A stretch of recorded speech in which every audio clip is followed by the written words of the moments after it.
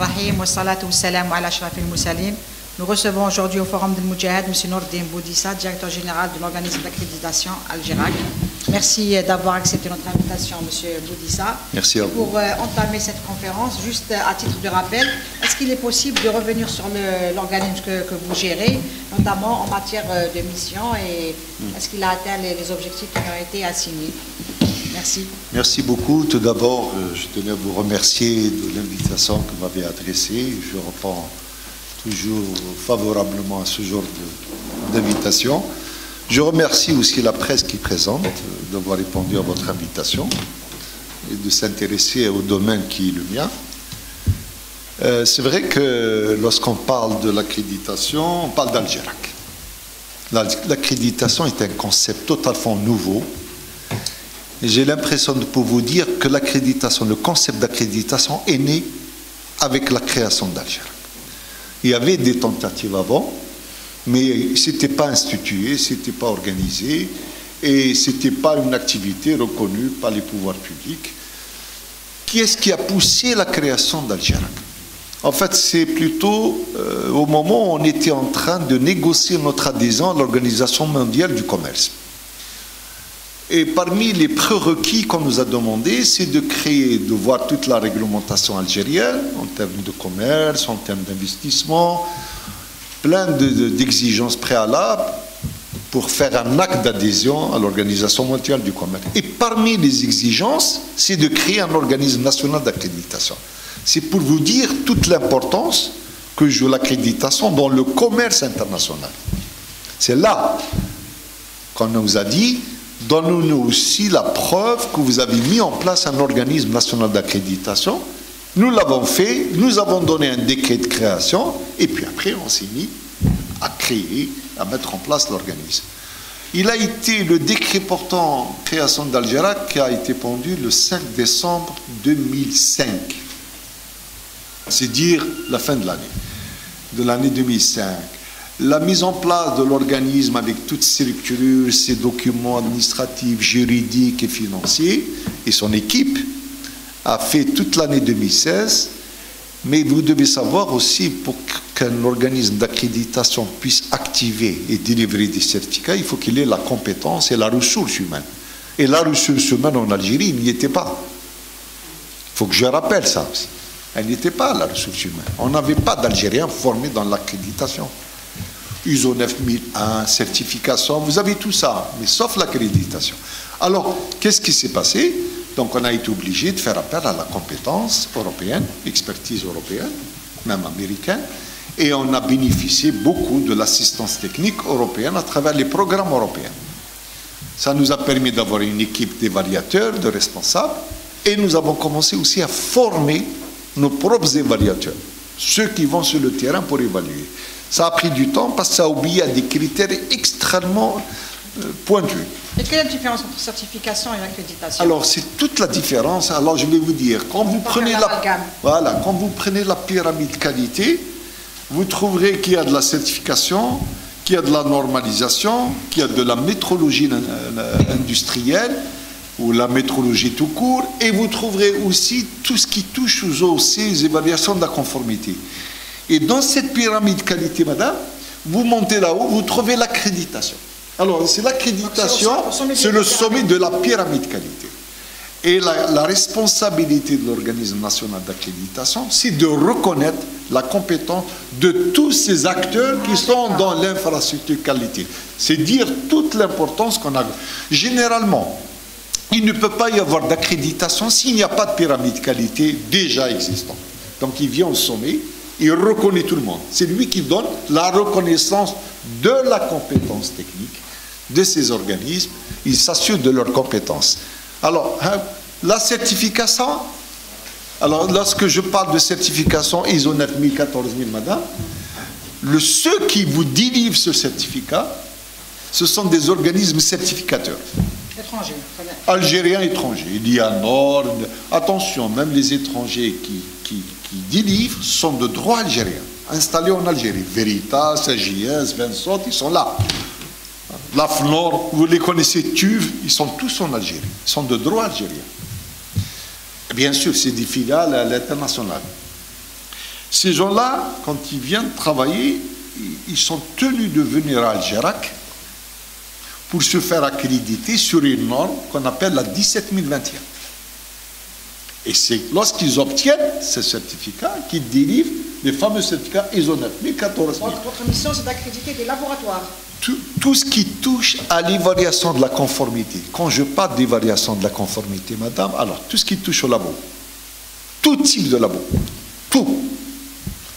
Alors même labo d'essai, labo d'étalonnage, tout ce qui touche à la métrologie, et laboratoire biomédical, tout ce qui touche à la santé. Ça, c'est une population qu'on appelle labo. D'où il soit accrédité sur un référentiel international qu'on appelle la 17025. Parce que les Algériens ne connaissent pas toujours. C'est que maintenant qu'on commence à connaître les normes internationales. C'était totalement méconnu. En bas, vous avez tout ce qui touche à l'inspection-contrôle. Vous inspectez une voiture, un bateau, un bâtiment, une chaudière, il y a de l'inspection et du contrôle. Et bien là aussi, il y a de l'accréditation. Et dans ce domaine, elle est obligatoire dans tous les pays du monde. Parce que ce sont des activités réglementées. Il y a des lois, des textes, des arrêtés. Par exemple, si on prend l'exemple, le CTC, c'est vous qui nous donnez. Ah oui, oui, oui. Il est déjà accrédité, le CTC. Par Algérac. Par Algérac. D'accord? Et vous avez la troisième population, tout ce qui touche à la certification de manière générale. Mais dans la certification, vous avez plusieurs normes. Vous avez la 17021, que je viens de vous dire. Vous avez la 17065, alors c'est très important, ça peut être le sujet d'aujourd'hui. C'est la 17065, c'est quoi là? C'est la certification produit. Aujourd'hui, vous voulez exporter ça, il va falloir que ce produit soit certifié, protégé, labellisé, pour qu'il puisse se permettre d'aller à l'étranger. On oublie souvent chez nos amis algériens que exporter, ce n'est pas une affaire administrative ou douanière, c'est une affaire normative. Il faut subir les évaluations de conformité dans un laboratoire d'essai et d'analyse. Je vais vous expliquer tout à l'heure, je vous ai cité les normes, mais ces normes, en fin de compte, elles sont en interaction. L'une va avec l'autre.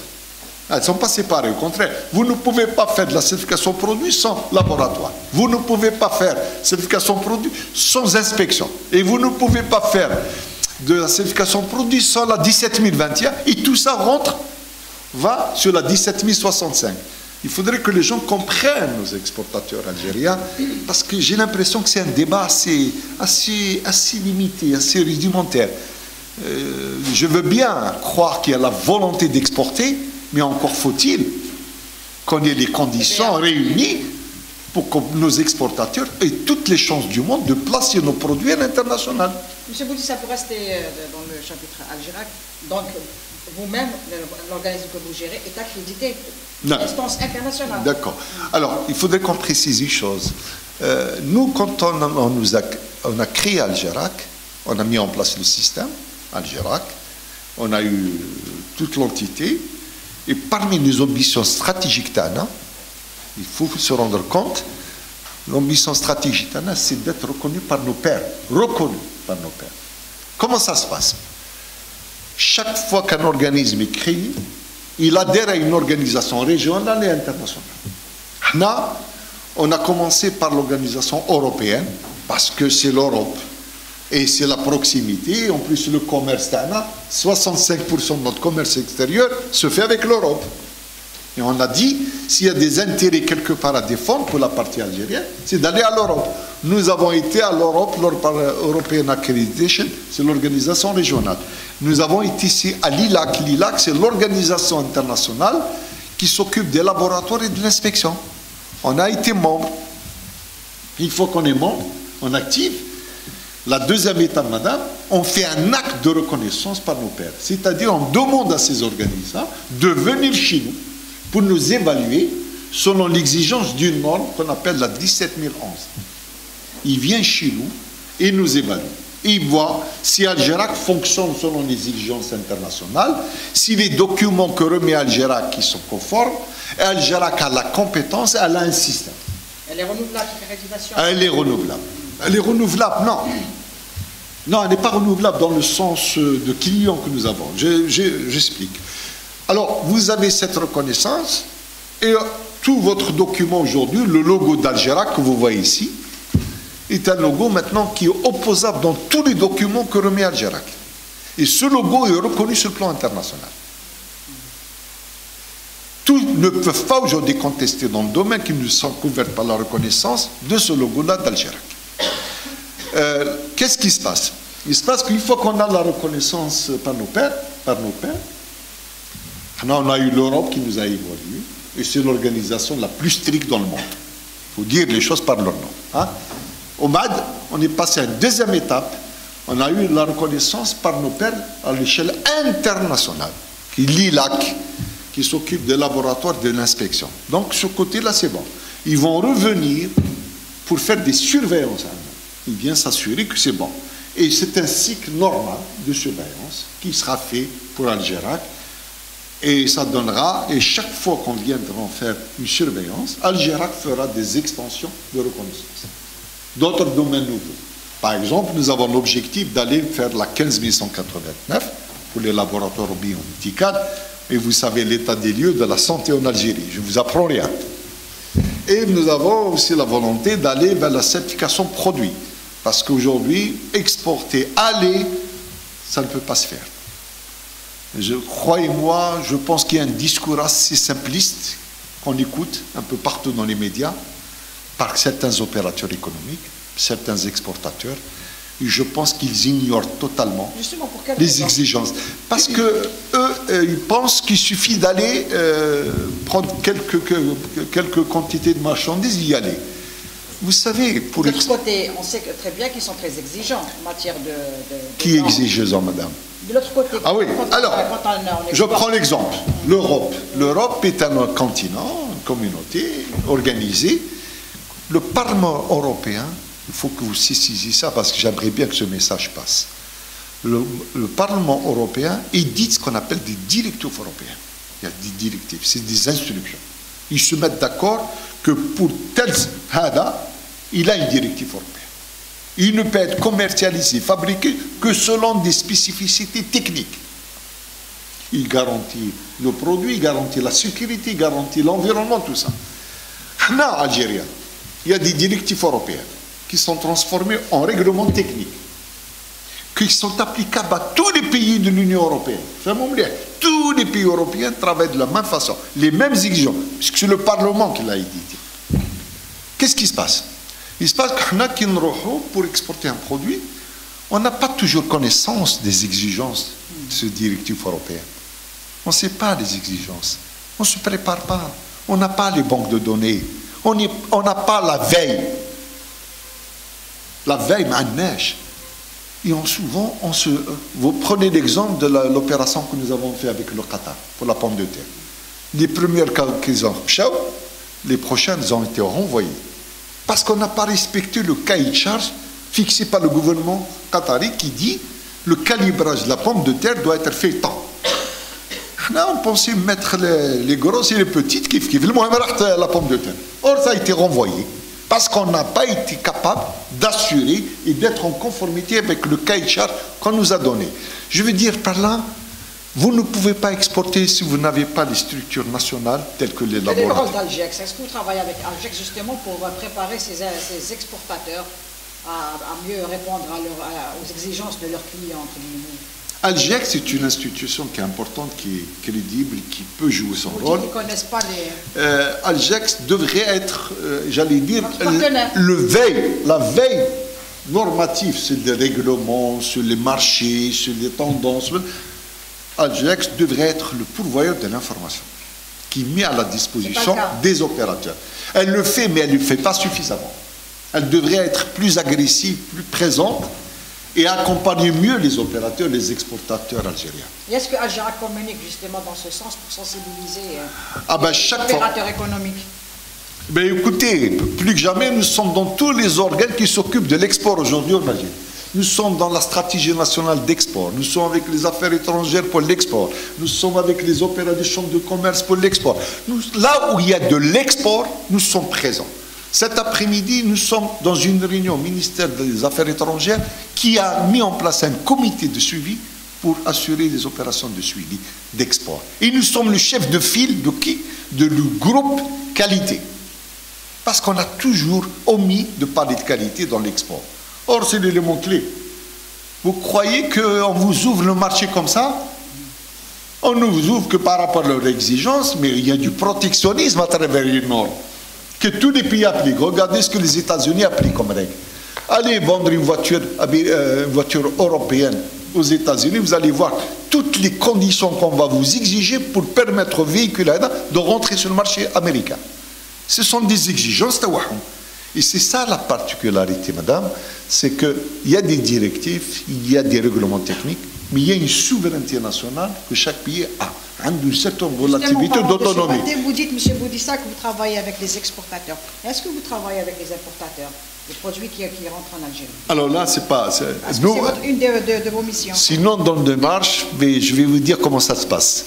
Nous sommes en train de mettre en place toute l'infrastructure qualité algérienne à niveau. Nous sommes en train d'accréditer un maximum de laboratoires. Dans le domaine, nous avons mis en place une stratégie, nous avons l'objectif. C'est les pouvoirs publics que nous avons fait la proposition de 240 laboratoires à accréditer. Ces 240 laboratoires ont été choisis sciemment dans le domaine où nous importons le maximum de produits de l'étranger. Je parle des produits pharmaceutiques, la pièce de rechange, les matériaux de construction, les produits des instruments de mesure. Il y a une liste de produits, les blés, tout ce que nous consommons.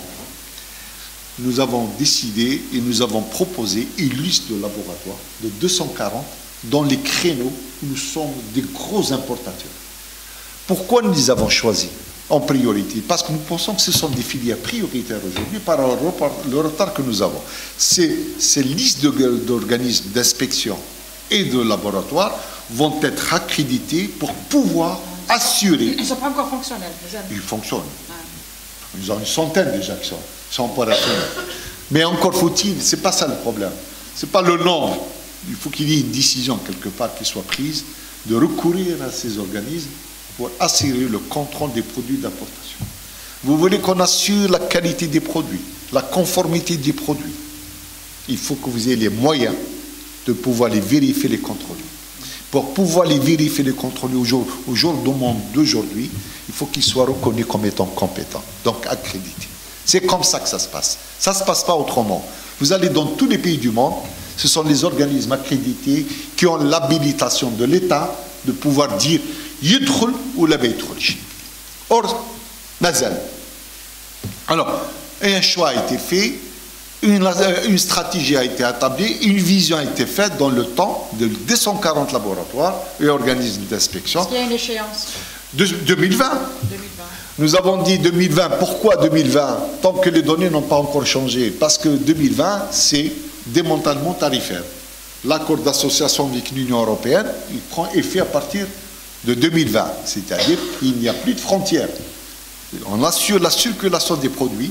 Il n'y a plus... Ça sera dans un seul sens, apparemment. Oui. Est-ce qu'on est prêt à confronter la concurrence des produits étrangers? Je dis, il y a encore du travail à faire. Est-ce qu'on a les moyens suffisants de pouvoir assurer la conformité des produits d'importation? Je pense qu'il y a encore du travail à faire. Je lance ça parce que c'est important à travers vous pour qu'on comprenne que ce n'est pas une action administrative ou la douanière ou la haja. C'est autre chose. Et vous ne pouvez pas interdire un produit sur lequel vous vous êtes engagé à le laisser passer, que vous ne pouvez pas rentrer. Sous quel prétexte vous ne pouvez pas rentrer? Vous ne pouvez pas rentrer que si vous n'êtes pas conforme. Selon les caïchas, le règlement technique que nous avons fait. Or, en Algérie, nous avons un autre problème de taille. Vous pouvez avoir tous les laboratoires que vous voulez. Vous pouvez avoir tous les organismes que vous voulez. Mais si vous n'avez pas de réglementation technique nationale en la matière, comment vous allez dire à un client j'ai besoin d'acheter chez vous des moteurs de voiture, des pièces de rechange, mais sur quelle spécificité, sur quel règlement, sur quelle norme? Les partenaires étrangers savent qu'on n'a pas ça.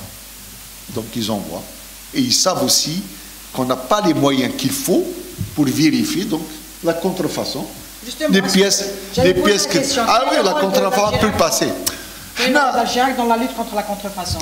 Alors, encore une fois, je dis, je répète, je ne peux pas aujourd'hui garantir que la pièce est conforme si moi-même, l'État algérien, les institutions de l'État algérien n'ont pas mis en place les règlements techniques, les spécificités techniques, les exigences du produit que nous allons importer. On n'en a pas ça. Il y a un vide juridique. C'est ça la problématique. La différence entre le vrai et le faux. La problématique, elle est là, madame. C'est qu'on n'est pas suffisamment outillé pour dire à quelqu'un, monsieur, votre produit il est bon, il n'est pas bon. Soit par essai, soit par règlement technique. Il nous faut ça. C'est des préalables pour faire le contrôle aux frontières. C'est le préalable de protéger notre économie nationale. Et c'est pour ça que je dis encore une fois, il faut qu'absolument que les ministères techniques en charge de la chose pondent les règlements techniques. Il faut qu'ils les écrivent. Il faut que nos partenaires qui exportent des produits vers nous sachent nos exigences.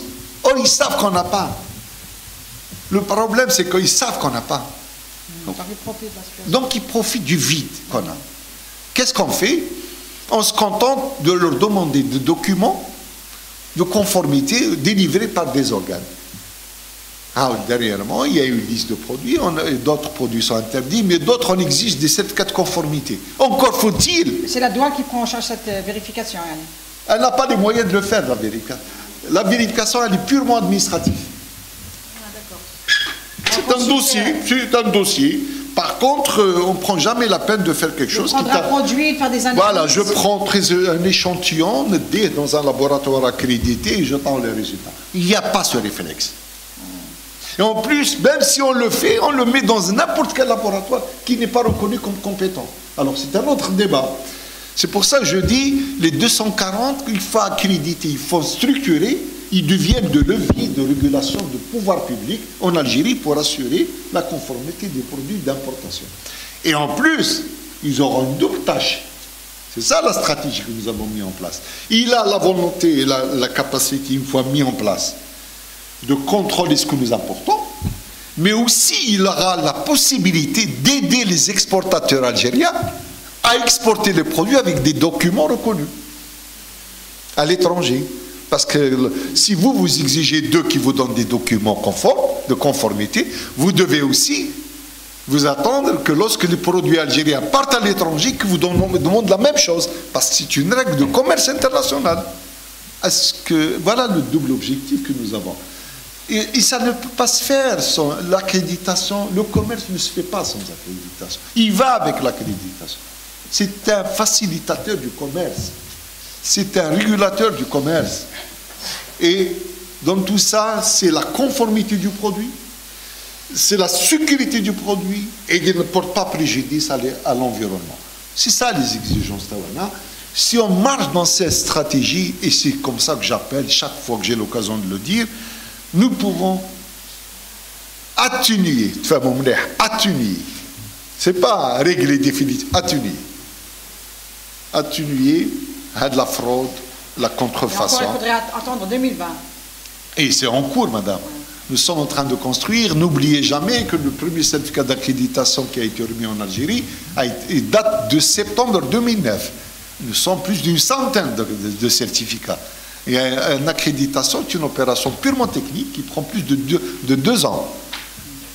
Attention, les choses ne sont pas si simples. Parce que si je vous donne un document, il est opposable avec mon logo et je suis garant du certificat que je vous ai donné.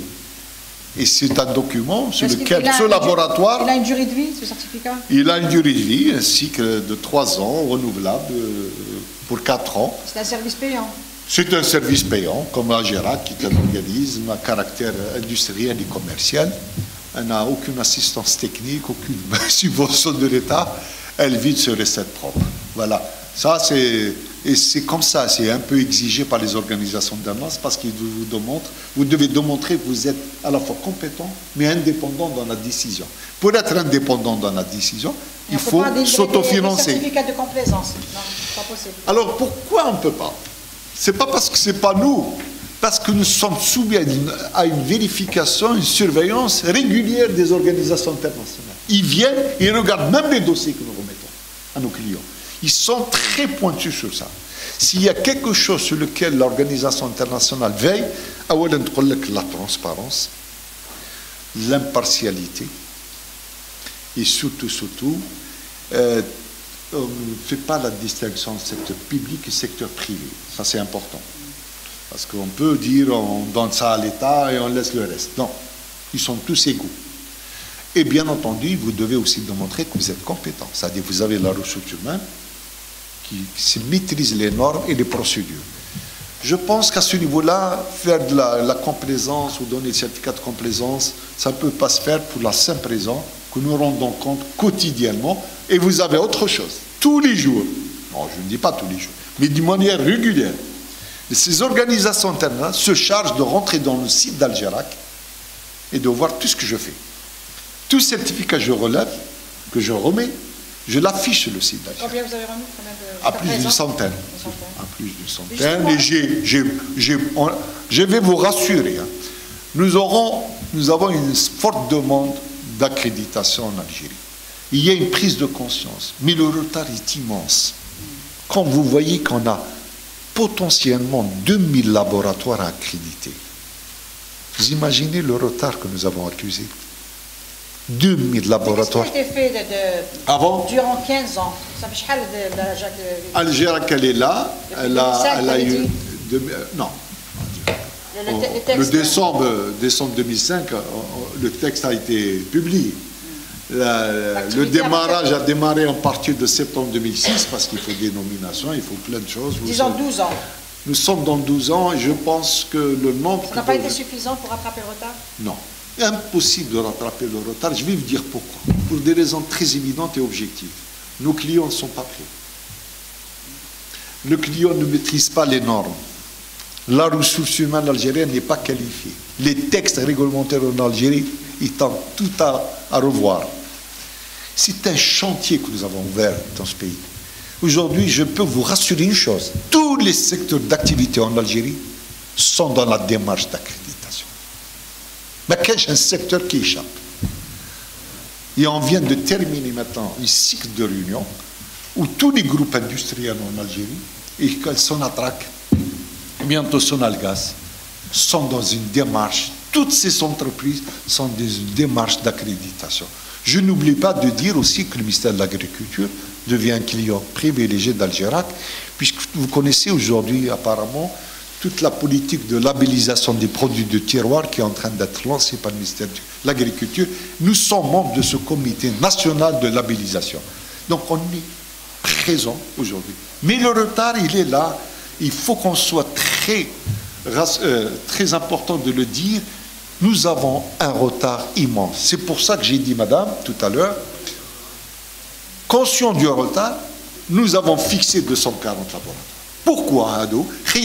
Par rapport aux produits que nous importons pour mieux les contrôler et aussi pour que ces laboratoires puissent aider les Algériens à exporter. Et bien entendu, nous ferons en sorte que le nombre augmente chaque fois que c'est nécessaire. C'est ce qui se passe.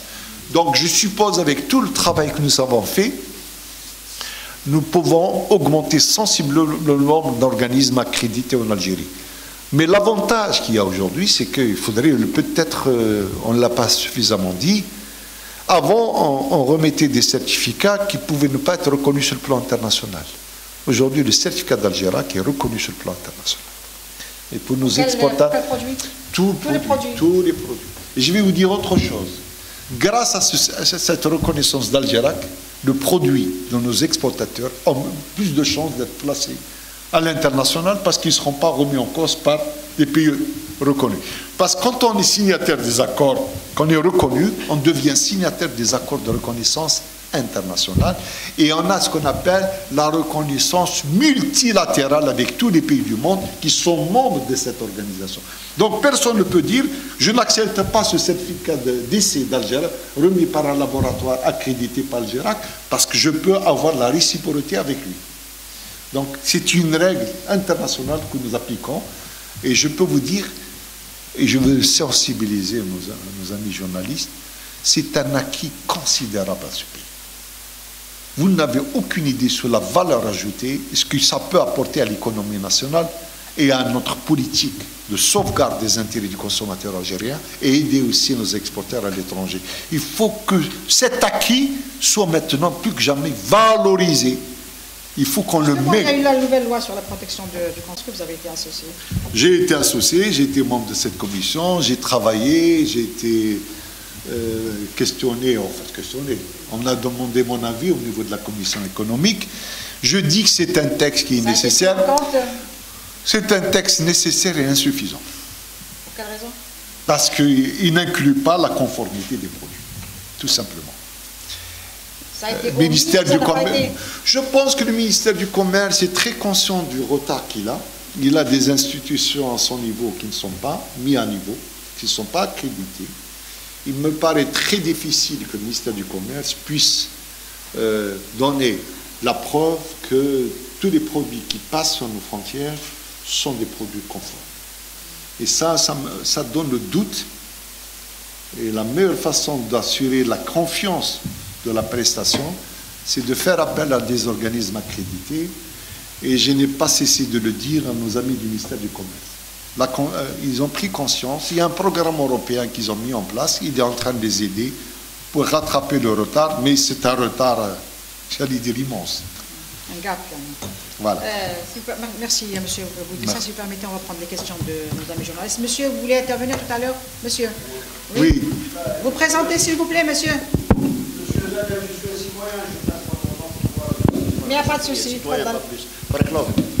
Je vous remercie. Et je voudrais juste, les organismes chargés de la normalisation, de l'accréditation, comment dirais-je, de la qualité des exportations, etc., ce n'est pas ce qui manque en Algérie. Les textes, ce n'est pas ce qui manque. Ce qu'il y a, c'est on avale des textes, les textes d'application, d'une part, et puis il ne faut pas oublier l'élément historique. Nous émergeons d'une période où l'État était partout. Et quand on veut être partout, on est quelque part nulle part. On a oublié même notre professionnalisme. Le pays importé et le pays exporté. Vous avez donné l'exemple de la pomme de terre. En 2018, nous avons la pomme de terre calibrée, alors que c'est le B.A.B.A. de l'exportation. Maintenant, pour revenir à un problème purement algérien, allez voir qui a exporté vers le Qatar, quel CV il a en matière d'exportation. Vous allez voir que c'est Raïa Blaraï. Donc, parler d'accréditation, etc., il faut d'abord apprendre à l'Algérien citoyen à savoir consommer, et apprendre à citoyen algérien producteur à savoir produire. Sinon, les normes qui sont applicables à l'Algérie, c'est des normes qui viennent de l'autre côté. ISO et compagnie, ce n'est pas nous qui les avons. Nous ne faisons qu'appliquer.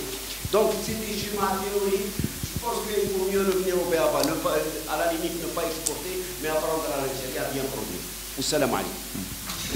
Merci, monsieur.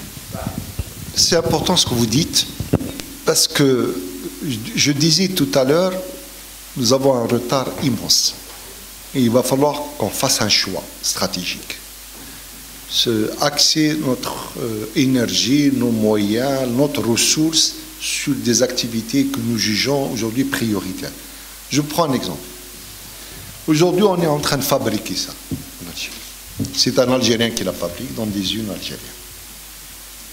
Si vous allez vous occuper ou là vous penchez sérieusement sur le produit, qui autorise la commercialisation de ce produit? C'est le ministère de ressources en eau, avec le ministère du Commerce. Il autorise la commercialisation de ce produit sur la base de quoi? Par rapport au contenant. Le contenu. Même le contenu, l'ensemble. Sur la base de quoi? Il est censé avoir subi des essais dans un laboratoire reconnu par l'État pour voir si le contenu est conforme, il n'est pas nuisible. des spécificités selon une réglementation nationale qui existe. Et on s'assure qu'il est bon. Mon problème aujourd'hui, et c'est ce que je ne sais pas cesser de le dire, est-ce que ce laboratoire qui a donné ce rapport d'essai est accrédité, reconnu comme compétent? On a mis du temps pour faire la différence entre eau minérale et eau de source. Un, personne ne peut me garantir aujourd'hui. Mon problème, il est là. Ce n'est pas que je veux créer le doute. Je veux juste dire une chose. Il faut que ce laboratoire soit reconnu, donc compétent. Parce qu'il sera habilité à remettre un rapport d'essai qui est opposable. La justice. Il faut qu'on donne, on rend obligatoire. Ça, c'est quelque chose qu'on consomme, qui est vital, et qui peut être nuisible à la santé humaine. Donc, ça doit être obligatoire. L'accréditation de ce laboratoire doit être obligatoire.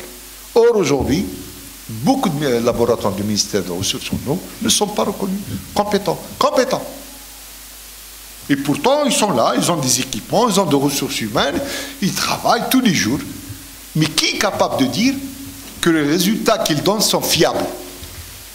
Il faut bien que quelqu'un qui vient de l'extérieur le fasse et donne la garantie que ce produit est bien fait l'objet des essais et il n'est pas nuisible à la santé humaine et qui répond aux spécificités et à la réglementation technique du ministère des Ressources en eau. Si on arrive à avoir ce réflexe, comme vous dites, avoir cette culture qualité et avoir les outils qu'il faut pour pouvoir vérifier, s'assurer et avoir la confiance de ce qu'on donne aux consommateurs algériens, à un niveau national, mais bel qu'au niveau de l'export. Parce qu'ailleurs, ils sont organisés, ils sont réglementés. Et vous ne le passez pas comme ça. Il faut qu'on arrive à avoir cette culture qualité et surtout faire appel uniquement aux rapports reconnus comme étant compétents, accrédités. Si cette culture toute référence là, c'est déjà un aspect. Il faut aussi que les institutions, qui est l'État, qui représente l'État, rédigent tout ça. Non, on n'écrit pas, mais c'est la tradition orale. Il faut qu'on écrit, il faut qu'on rédige, il faut qu'on a la traçabilité des choses. Voilà. Mais c'est un laboratoire, n'importe quel secteur, il y a la routine. C'est des essais routiniers de tous les jours. Mais il ne fait pas d'enregistrement. Il ne sait pas où il y a la métrologie. Il ne calibre pas ses équipements. Il ne contrôle pas ses réactifs. Tout ça, ça fait partie du processus de contrôle. Si vous n'avez pas un laboratoire qui a des équipements étalonnés, qui a une ressource humaine qui est formée, qui maîtrise ISO, les règlements techniques, que les réactifs ils sont contrôlés, que le process de fabrication il le maîtrise et c'est mentionné, c'est écrit, croyez-moi, on peut avoir le doute sur tout. Justement, M. Boudissa, l'accréditation, elle est volontaire, elle n'est pas obligatoire. Alors, il y a deux volets. Vous avez effectivement, lorsqu'on parle d'ISO, la norme, la norme est volontaire. C'est écrit la charte à l'ISO. C'est la plateforme. Elle est. Mais depuis quelques années, depuis quelques temps déjà, à l'essence, elle était volontaire. Mais par la pratique de tous les jours, elle est devenue obligatoire. Lorsqu'un pays donc, vous donne un cahier de charge, vous fait un règlement technique, il dit que la loi est volontaire. Mais vous, si vous voulez vendre ce produit chez moi, il va falloir que ça soit fait selon une spécificité technique. Donc, quelque part, il vous pousse à faire des choses obligatoirement. Vous allez obliger de faire appel à un organisme accrédité. Et l'accréditeur, il est là, justement, parce que maintenant, on le sollicite. Et on a besoin de son document. Il trouve le dossier. Et lorsqu'il trouve le dossier, eh bien, écoutez, ça devient obligatoire. Donc, du volontaire, le marché l'a rendu obligatoire. Il y a un autre volet important, je disais tout à l'heure, la 17020, toutes les activités d'inspection de contrôle. Dans tous les pays du monde, c'est la loi. C'est la loi régalienne, c'est l'État. Vous ne touchez pas à une chaudière dans une usine. C'est dangereux. C'est dangereux pour la personne, c'est dangereux pour l'environnement si jamais ça éclate. Vous ne touchez pas une voiture, elle est contrôlée, un bateau, un avion. Tout ça, c'est des contrôles qui sont faits selon des règlements précis. Ça, c'est obligatoire, l'accréditation. Et même ça, je peux vous dire qu'on a encore du retard en Algérie. On a encore du retard en Algérie. Ce n'est pas tous les organismes qui sont reconnus, compétents, accrédités. Donc, ça me renvoie à vous dire qu'il y a un travail important à faire en termes de réglementation nationale. Il y a un vide juridique en Algérie. On a l'impression qu'il faut avoir une loi ou un règlement pour rendre la chose réelle. C'est comme si on a besoin de nous imposer quelque chose. Or, on a besoin plus de sensibiliser, d'informer, d'éduquer. Et ça, la norme, on oublie souvent que la norme, il faut l'enseigner dans l'école, le primaire. Il faut que ça devienne la culture de tout Algérien. Même dans les universités, on ne l'enseigne pas. Je ne parle pas d'accréditation. De manière générale, la norme. Donnez-moi un cursus de formation universitaire qui parle de ça. Ce n'est que maintenant qu'on nous appelle pour nous dire, venez nous aider à mettre en place un cycle de formation, un module, sur la normalisation, sur la maîtrise. Ce n'est que maintenant qu'ils prennent conscience de la chose. Dans toutes les spécialités. Dans toutes les spécialités. Vous voyez, c'est là l'essence même, je veux dire, c'est le noyau. Il faut qu'on comprenne aujourd'hui, la vie d'aujourd'hui, c'est la norme qui régule. C'est elle qui régule, c'est elle qui est l'élément clé de toute l'activité humaine, qu'elle soit économique, sociale, c'est la norme. La norme, elle n'est même pas encore maîtrisée. Un organisme comme l'IANOR, qui est un organisme national de normalisation, il devrait avoir une place de choix dans la hiérarchie nationale.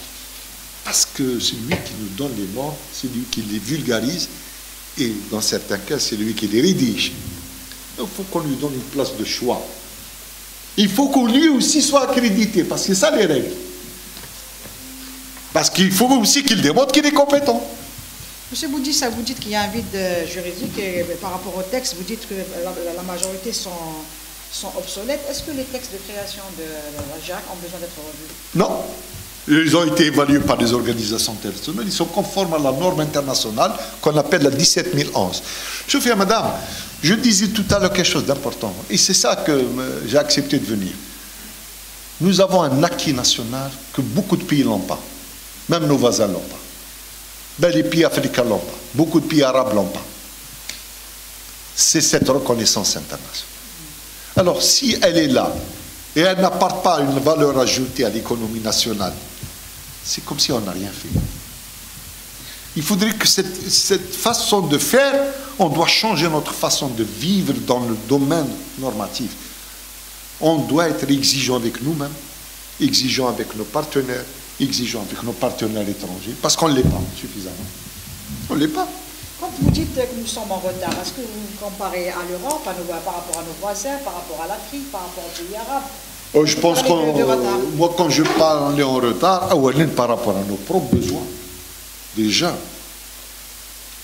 je peux vous dire qu'il y a beaucoup de secteurs, j'ai eu l'occasion de voir et d'approcher beaucoup de secteurs économiques, c'est ça l'avantage que j'ai. Ben, ils ne connaissent pas les normes, malheureusement. Quel est le secteur qui est à la traîne? Il est vraiment à la traîne. L'agroalimentaire, c'est sûr. L'agroalimentaire est un élément clé. Nous importons énormément de choses, mais on n'a pas suffisamment de structures pour pouvoir vérifier ce que nous consommons. Voilà. Le constat, il est là. Maintenant, ça ne veut pas dire que je suis en train d'être alarmiste. Je dis qu'on n'a pas les moyens. Je dis il est souhaitable et la souveraineté nationale nous impose, et l'intérêt du consommateur nous impose d'avoir les structures qu'il faut pour s'assurer que ce que nous consommons, que nous importons et nous consommons, il est bon et n'est pas nuisible à la santé humaine. Le secteur automobile? Eh bien, il est naissant. Est-ce que les entreprises, enfin les complexes d'assemblage répondent aux normes? Est-ce qu'ils ont été accrédités? Nous avons quelques laboratoires qui sont déjà accrédités pour la mécanique. Est-ce que c'est suffisant? Je dis non. Par rapport au projet qu'on veut faire de l'industrie automobile en Algérie, On doit avoir plus de laboratoires, on doit avoir plus d'inspecteurs et on doit avoir plus de certificateurs produits. Parce qu'on certifie les produits, la pièce de rechange, elle est certifiée, madame. Et ça, Ce serait une manière de lutter contre les accidents de la route. je pense que la meilleure façon de lutter contre la falsification, la limitation, la contrefaçon est donner un produit sûr. Parce que la pièce de rechange a un lien avec la sécurité. Tant qu'on n'a pas l'assurance que le produit il est sûr, il garantit la sécurité. Vous souvenez de la suite. Vous avez parlé de zones de libre-échange. La dernière, c'est celle africaine. D'accord. Vous avez assisté? Oui, oui. Alors, qu'est-ce qui se passe? L'organisme national de chaque pays, parce que vous avez un seul organisme d'accréditation par pays, c'est ça l'organisation mondiale. Nous avons commencé par être avec l'Europe, parce que c'était un choix économique et politique. La deuxième étape, on a été avec l'organisation arabe d'accréditation, ce qu'on appelle l'ARAC. Nous sommes membres fondateurs de l'organisation arabe d'accréditation. Nous avons aussi été membres de l'organisation islamique de métrologie et de normalisation qu'on appelle SMIC. C'est quoi ça? C'est tous les produits halal que vous entendez. Halal. Nous sommes membres et membres actifs. La Girac est vice-président du comité d'accréditation islamique. Pour vous dire qu'on n'est pas absent. Hein. Maintenant, je vous dirai un mot sur halal, puisqu'il y a un dossier qui a été mis en place, une procédure a été élaborée avec le ministère du Commerce et 5 ministères. Devait voir le jour. Pas un organisme, un comité national halal devait voir le jour. Et tout ça a été fait. Nous attendons que le communiqué du ministère du Commerce pour qu'il devienne opérationnel. Mais nous sommes membres des organisations internationales et nous défendons les intérêts taouanais. Maintenant, il y a une nouvelle donne. Vous savez mieux que moi que vous avez actuellement, l'Algérie vient de ratifier l'accord de libre marché, j'allais dire la zone de libre-échange Afrique. Eh bien, nous sommes membres de l'organisation africaine, parce qu'on doit être à l'intérieur pour pouvoir, justement, signer des accords de reconnaissance, certifier les produits africains, vérifier les produits africains, signer des accords de reconnaissance avec les laboratoires d'essais africains. Ils ne sont pas nombreux. Vous savez, l'Afrique, elle a deux particularités. Vous avez des pays qui ont tout, et vous avez des pays qui n'ont rien. Même pas l'organisme national d'accréditation. Ils se contentent des autres pays. Vous avez l'Afrique du Sud, est un pays extrêmement développé. C'est lui qui preste pour pas mal de pays. Australie. L'Algérie a les capacités de le faire. Nous sommes des acteurs. On a l'Égypte, la Tunisie aujourd'hui, le Maroc aussi. Mais ce n'est pas tout le monde qui a une reconnaissance internationale. Il faut se rendre à l'évidence. Donc nous pouvons apporter un plus pour l'Afrique à travers notre assistance technique. C'est ce qui a été demandé et nous sommes en train de préparer à répondre à la demande. Nous sommes prêts aussi à répondre et nous avons reçu des demandes d'aller accréditer les laboratoires étrangers au Maghreb et en Afrique. Et nous avons répondu oui. Malgré que nous savons pertinemment qu'il y a tout à faire en Algérie. Mais nous avons accepté d'aller vers ces pays-là. C'est pour vous dire qu'on marque notre présence. Aujourd'hui, la nouvelle mission qu'on nous a attribuée les pouvoirs publics, c'est d'être présent en Afrique et défendre les intérêts de l'Algérie et surtout faciliter le commerce, mais aussi favoriser l'exportation des produits taouanais vers l'Afrique. On pense que c'est le marché, le débouché dans l'Algérie des produits industriels et agricoles. Eh bien, nous allons travailler pour accompagner ces entreprises à exporter le mieux. Et la meilleure façon d'exporter le mieux, croyez-moi, c'est encore les variations de la conformité délivrées par des organismes accrédités. Vous ne pouvez plus, c'est ça que je souhaiterais que vous reproduisiez. Aujourd'hui, le monde fonctionne avec des organismes uniquement accrédités. Il faut qu'on prenne conscience. C'est comme ça que ça se passe, c'est pas autrement. Il n'y a pas une autre alternative. Allez dire à un organisme étranger que votre produit mais il la première question qu'il va vous dire, et ça s'est passé, je ne vais pas rentrer dans le détail parce qu'il y a eu des histoires de ce type. Il dit, monsieur, vous avez dit que mon produit ne peut pas rentrer parce qu'il n'est pas conforme. Très bien. Alors, ça a été fait par qui? Par un laboratoire. Laboratoire algérien, oui. Ce laboratoire algérien, il est reconnu, il est compétent, il est accrédité. Oh le oui, d'accord.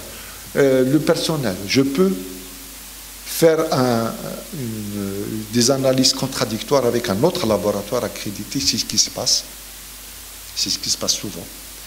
Dans le cas où votre laboratoire n'est pas accrédité, je peux vous garantir une chose, que le partenaire qui bat la produit en Algérie aura gain de cause en fin de parcours.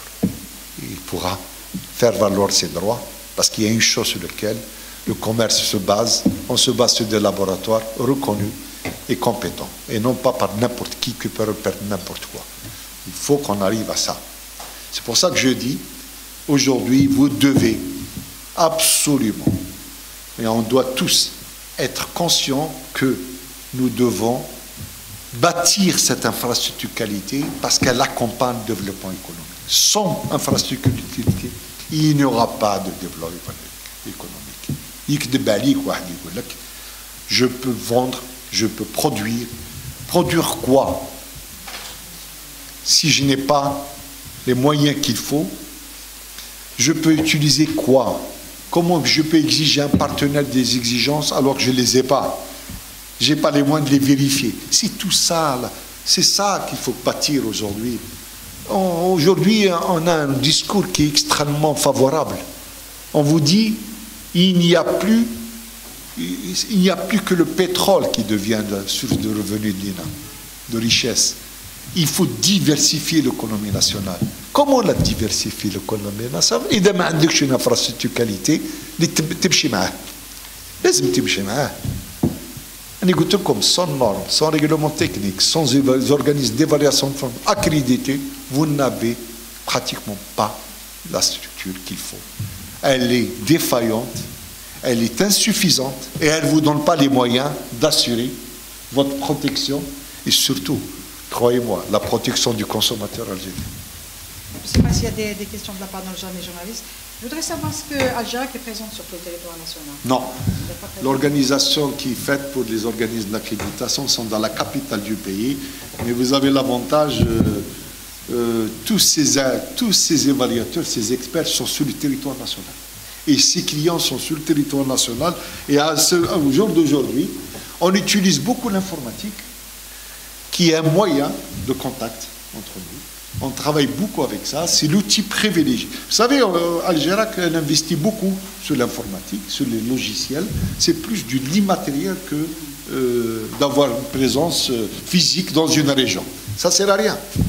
Et qui forme le personnel d'Algérac?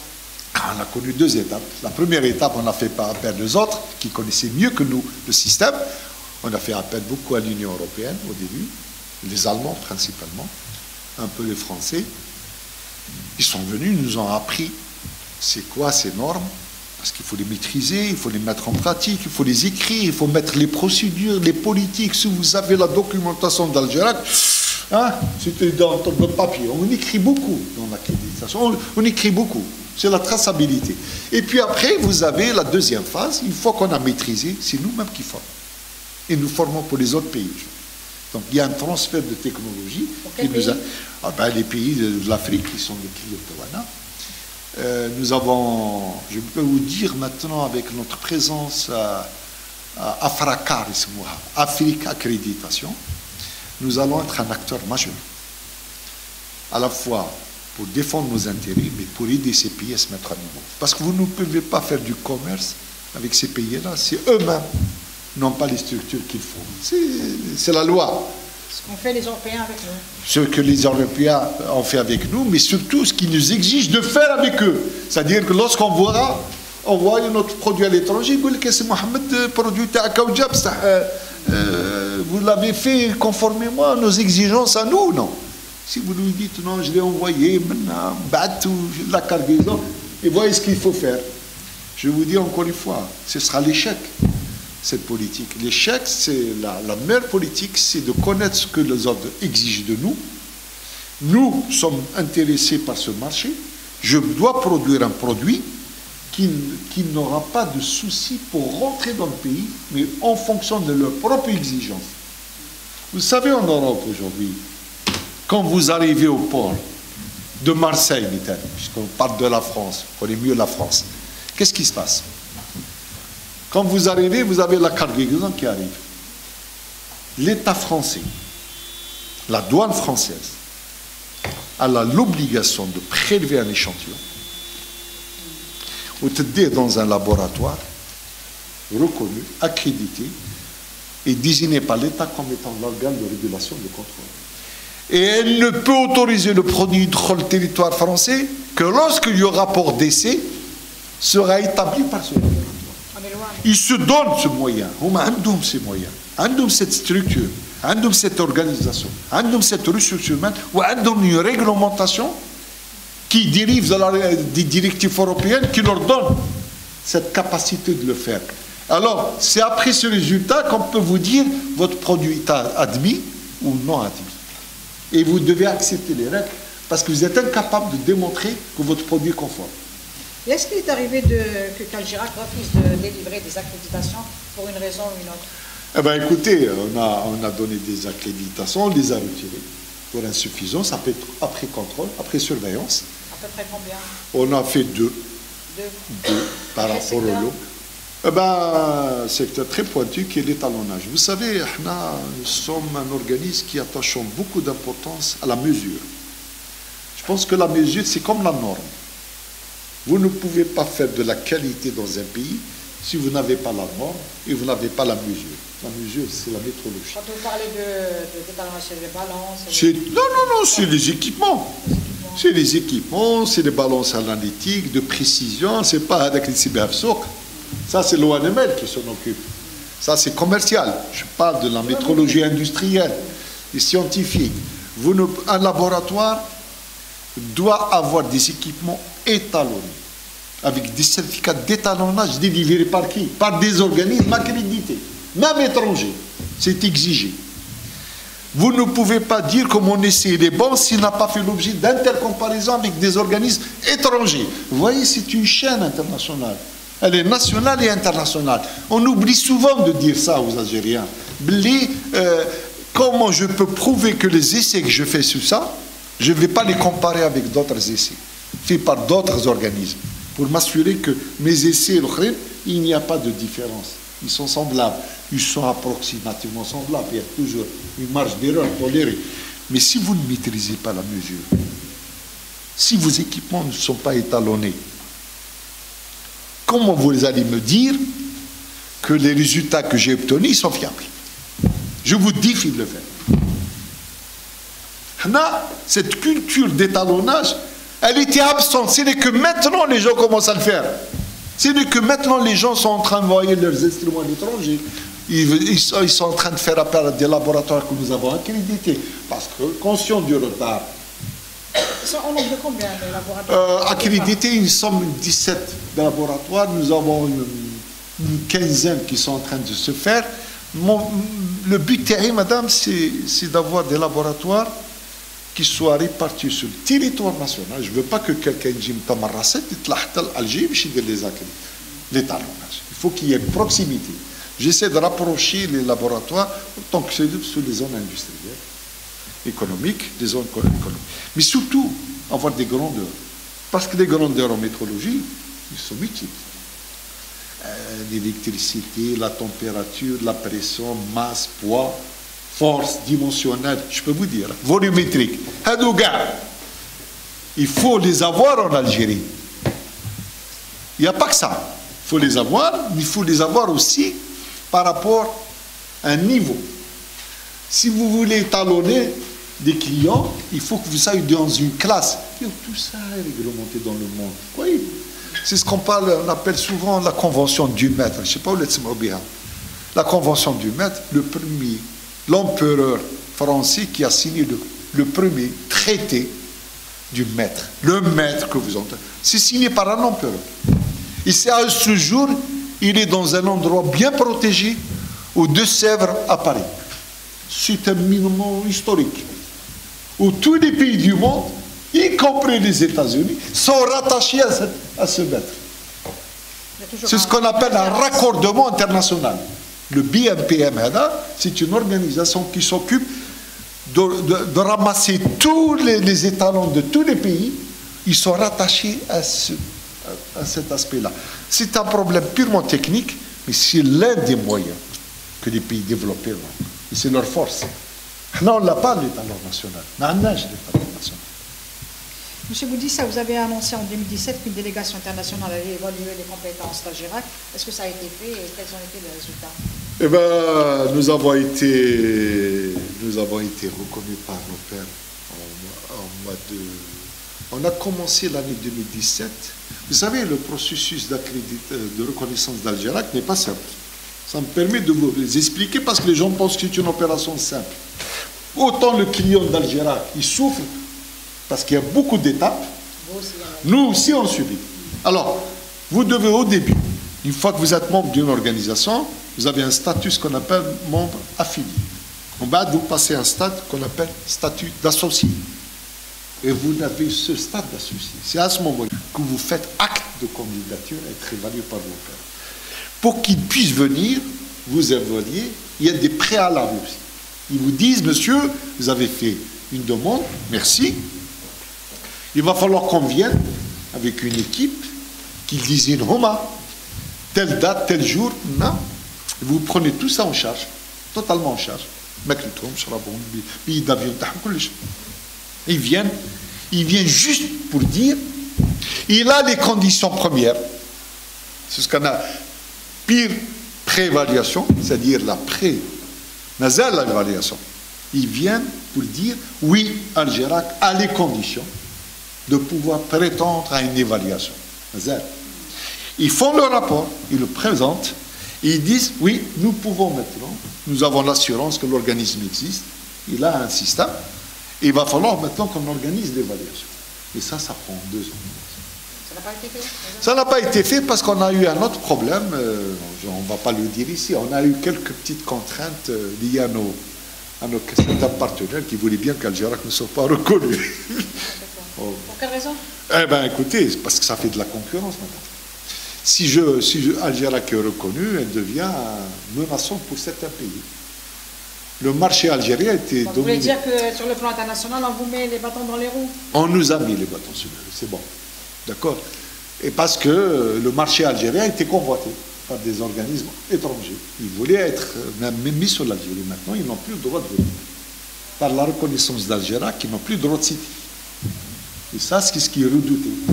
Ils ont tout fait. On ne veut pas. Ils ont tout fait. Malheureusement, heureusement, nous avons réussi à passer le cap. Et ces pays, maintenant, ils ne peuvent plus rentrer en Algérie. L'accréditation de l'Algérie est exclusivement Al-Géraq. Alors qu'avant, ils venaient, ils travaillaient, ils faisaient de l'argent, c'est normal. Tu peux connaître ces pays? Non. Toujours est-il que c'est comme ça partout. Hein. Parce que derrière, il y a des intérêts économiques, oui. Il y a un marché qu'on veut garder pour soi, surtout pour la zone francophone. C'est bien compris. Je ne sais pas s'il y a des questions. Donc, dernière question, M. Boudissa, pour clore cette conférence. Al-Géraq a été créé en 2005, nous sommes en 2018. Quels sont les défis qui attendent de votre organisme? Je vous assure que moi, on a bâti, par rapport au retard que nous avons accusé, il fallait faire un choix. Le choix, c'est quoi? Il repose sur 3. Le premier 3, c'est le réseau multidisciplinaire d'organismes d'évaluation de la conformité algérien qu'il faut accréditer au nombre de 240. C'est l'objectif principal. Et nous travaillons sur ça. Et nous pensons que, avec tous les contacts que nous avons vus, maintenant il y a l'adhésion. L'adhésion, elle est bonne, elle est encourageante, mais elle n'est pas suffisante parce qu'il faut mettre les moyens.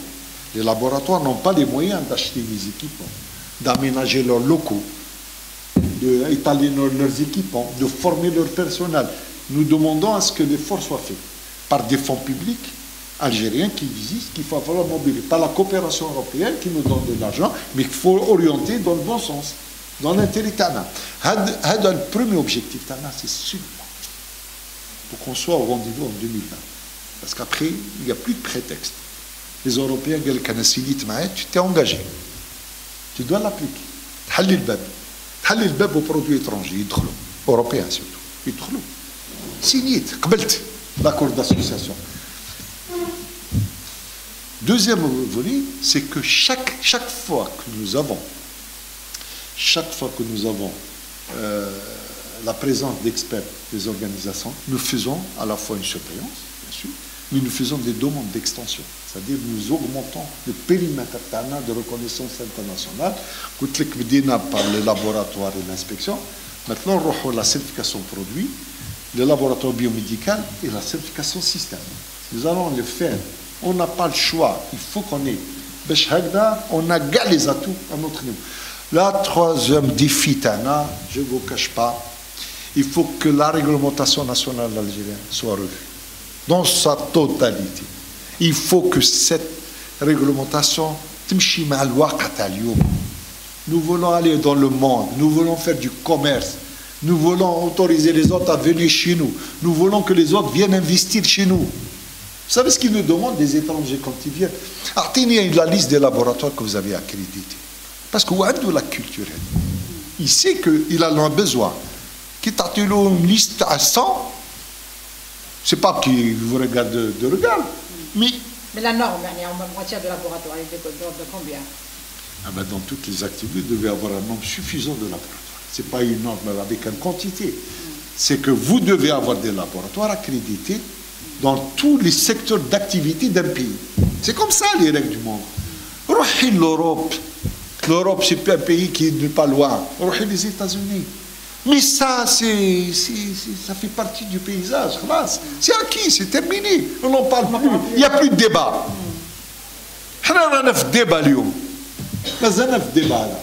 Il n'y a plus de débat. Vous ne pouvez pas exercer, vous ne pouvez pas vendre. Vous pensez après 12 ans d'existence, Algérie a pu s'imposer, justement?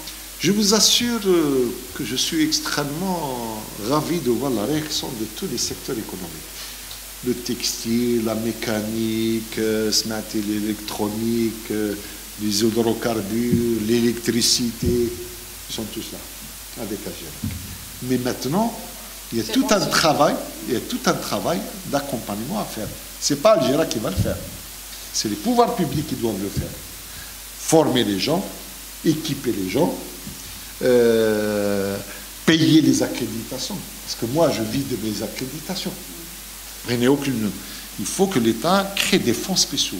Et j'ai même dit, et je l'ai proposé au pouvoir public, il faut qu'il y ait un monsieur qualité en Algérie. Ce n'est pas Algérie. Monsieur qualité qui soit au niveau approprié de la hiérarchie de l'État algérien. Parce qu'il faut bien qu'on évalue ce qu'on est en train de faire. Je vais donner qu'un exemple. Nous avons tellement d'argent qu'on nous donne de l'Europe. L'assistance européenne. Tous les programmes. Qui évalue qui? Est-ce qu'il y a quelqu'un qui est en train d'évaluer ce que nous sommes en train de faire avec l'autre? Est-ce qu'on a un critère d'évaluation pour dire c'est bon ou c'est pas bon? Qu'est-ce qu'il reste à faire? Comment il faut faire? Qui négocie les accords d'association? Est-ce qu'il y a un monsieur qualité qui est présent? Nous voulons que ce monsieur qualité soit là. Il devient, j'allais dire, le régulateur. Il devient ce qu'on appelle la personne qui rencontre, qui évalue. Ça, c'est encore un autre point. Merci, M. Boudissa. Est-ce qu'on peut dire que le forum, c'est bon, il est accrédité? Notre forum. Accrédité sur quoi? Peut-être qu'on va parler un peu de certification. D'accord. Merci. Merci à vous. Merci à vous. Sahiti. Merci à vous.